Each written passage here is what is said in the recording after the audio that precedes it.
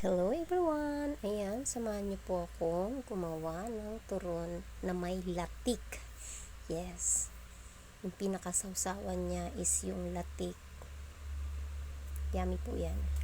So, iyon na.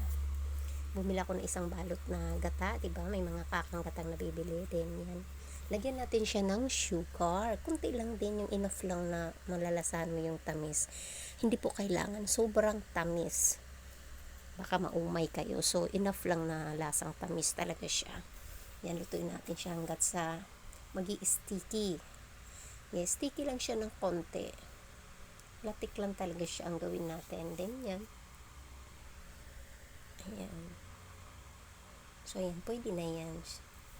Then, magbabalot na ako nung turon ko. So, ayan, may sugar. Yung flour na pangdikit natin sa ating ayan. Then, kasi ang ginagawa ko dyan is yung turon, nilalagyan ko pa yan ng sugar sa loob bago babalutin. Nasa loob lang. Opo, yan. Bago balutin, ganun. May sugar po siya. Ganun po ang style ko sa pagluto ng turon.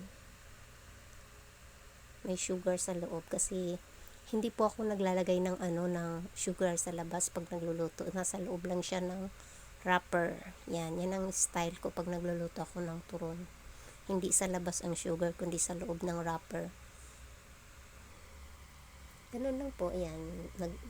Nag-mix lang din ako ng ng flour.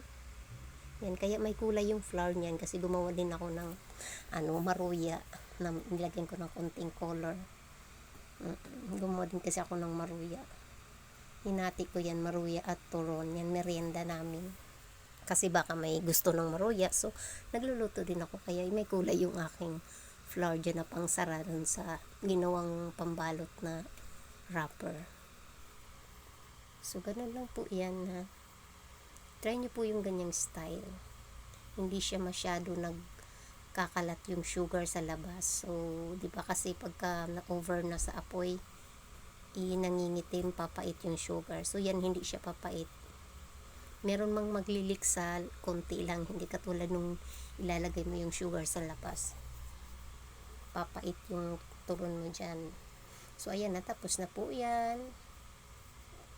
Fry na natin. Kailangan maraming oil para maganda ang luto. So, ayan na, ayan. O, diba, maganda ang pagkaluto. Yan na yung finished product. So, ayan na, nilalagyan na natin na latik. Ang yummy niyan, promise. Try nyo. Thank you for watching. See you on my next video, everyone. Bye.